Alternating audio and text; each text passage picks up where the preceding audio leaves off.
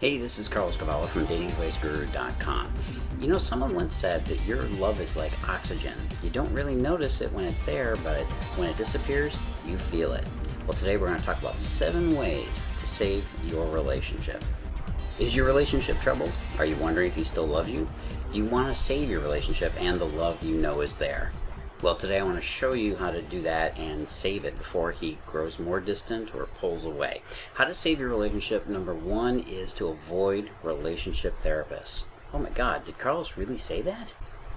Yes, I did. You see, for most people, a relationship or a marriage therapist is more likely to destroy what little there is left in your relationship. And here's why. First of all, men are naturally resistant to jumping into therapy. If you make a man go to a therapist with you, it'll likely push him even further away from you. He'll dig in his heels and he'll become more resistant and more reluctant. Especially if you haven't already really discussed these issues in depth with him alone. Remember the saying, a man convinced against his will is of the same opinion still. Don't push him too hard if you want him to stay with you. You gotta go easy. The second reason is that couples therapy is usually too little too late. By the time you both go there, it's usually past the point where it's going to make a significant difference for you.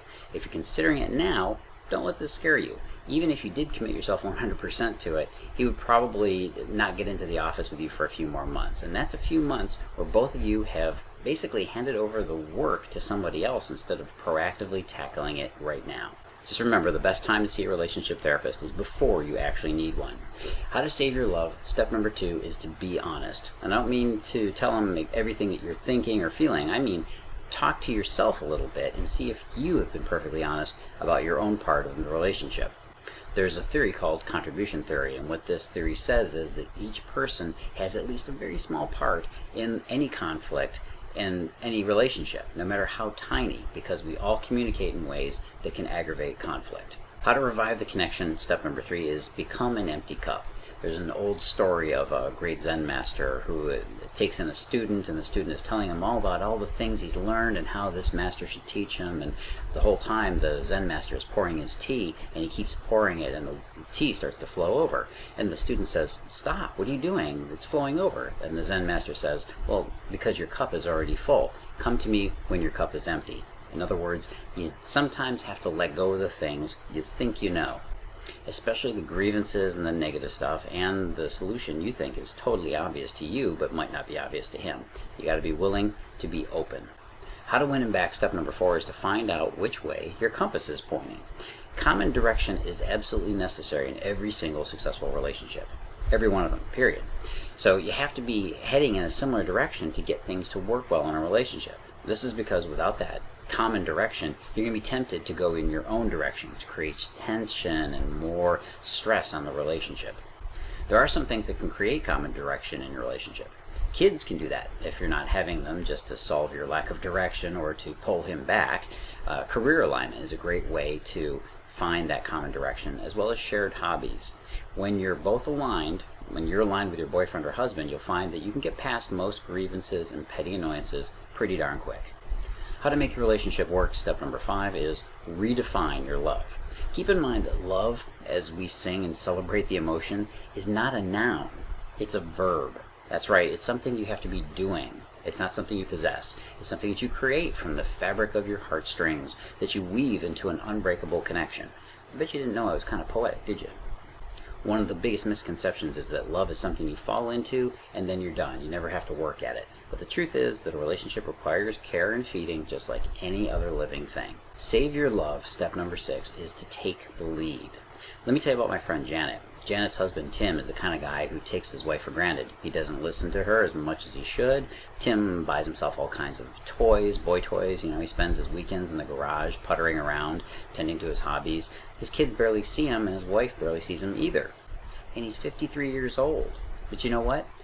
Janet is just as guilty of Tim's behavior as Tim is. Why is this? Because it's every woman's responsibility to hold her man accountable for his promises and his behavior. It's her responsibility to make him live up to his decisions and his declarations, just as much as it's up to him to work on his character. Okay? It's not your fault, but you have to hold him accountable. Men need women to keep us on track and to honor our higher selves. If he isn't held accountable by you, no one else will do it. Nope, not his mommy, not his daddy, or anybody else. And finally, how to save your relationship. Step number 7 is understand him. The truth is that in every single relationship that I've coached or counseled, it's all come down to this one thing, being able to see things from the other person's point of view. Okay? And even though women are painted as patient, understanding, and compassionate, which they are, there hasn't been a single time I've coached a woman who really deeply understood the life, the emotions, and the motivations of the man in her life. But when she did finally figure men out, she became the queen of his world, okay? Because when a man feels understood, and I mean really understood, on a level where he embraces her, crying with tears of gratitude, when a man feels that kind of "I get you," the relationship not only survives, it thrives, and it evolves. Men don't experience women as really understanding his world. In fact, most men often feel that a woman is just saying what she says in order to keep him near her. You need to understand what makes a man commit and what makes him really stay in love forever. Go on over to datingadviceguru.com/commitment, where I've got a very short video presentation that'll explain this thing called Cupid's arrow. It's the adrenaline arrow that actually makes a man commit himself to you, and I'm going to tell you how it works. Go on over to datingadviceguru.com/commitment.